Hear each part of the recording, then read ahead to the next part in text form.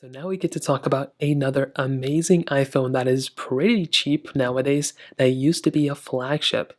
Now this specific iPhone is the iPhone 11 Pro. Now when you look at this device, some would say, oh, it's a 2019 flagship. Of course, this thing's going to go down in value. But when you look at this iPhone and see how it's actually been holding up for the last several years and seeing how premium this thing holds up now, it's actually pretty insane to me that even with the iPhone 14s coming out, this iPhone holds up very, very well against those iPhones.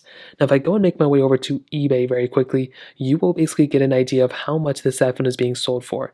So without even negotiating, without anything like that, if I literally just type in iPhone 11 Pro right into the search bar, if I typed it right, that'd be great. And if I go and click OK, you will see that some of these iPhones, the first ones are typically a little bit more expensive. That is for an 11 Pro Max. But for the 11 Pro specifically, I've seen many of these things right here, $410, even less than that, $500 right there, $459. I've seen a lot of these things for buy it nows for way less than even like $400 in so many different cases. So I will definitely tell you for that $400, I would say even like right here, $399.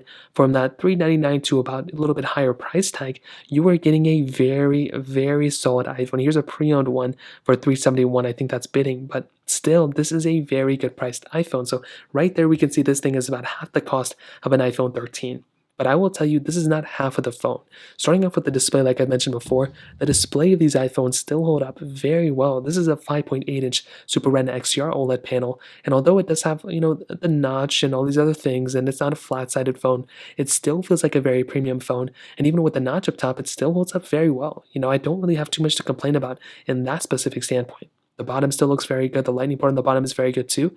And the back is one of my favorite things about this iPhone. You have the frosted glass back on the bottom, which feels so premium.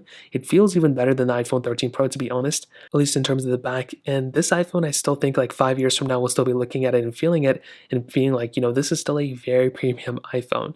We also have this triple camera setup on this device as well, which, as I said before, holds up extremely well. Having the ability of just taking some really awesome photos immediately outside of this iPhone is really, really cool. I mean, I've taken some really solid iPhone photos from this thing. You can take 4K at 60 photos and videos. Well, you can take 4K at 60 videos. And this is another very solid example of this iPhone just being extremely, extremely top tier. But that doesn't even touch the performance side. I mean, this iPhone is really good in the performance segment as well. Personally, I've had a really great performance from this thing for just, the 2-3 years I've been using it. And even though I don't use it on an everyday basis, having 4 gigabytes of RAM inside of this phone and that Apple A13 Bionic is held up extremely well, that even now on iOS 16, this iPhone is kind of fluid on this specific software version.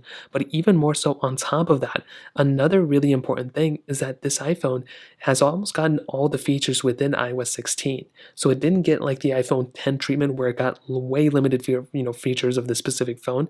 That is not the case. This iPhone got almost every single version of feature within iOS 16 as well. So when I look at this iPhone and I look at pretty much the future of this device, I think this is probably one of the better iPhones you can buy for the price tag, and it's almost like a perfect iPhone in my opinion. So in terms of that kind of covers it up. If you have any other thoughts or questions, let me know in the comment section below. Hit the like button, that would mean so much, but definitely hit that subscribe button. More importantly than everything else, I love every single one of you guys. Hopefully I'll catch you guys in the next video. Peace out till then.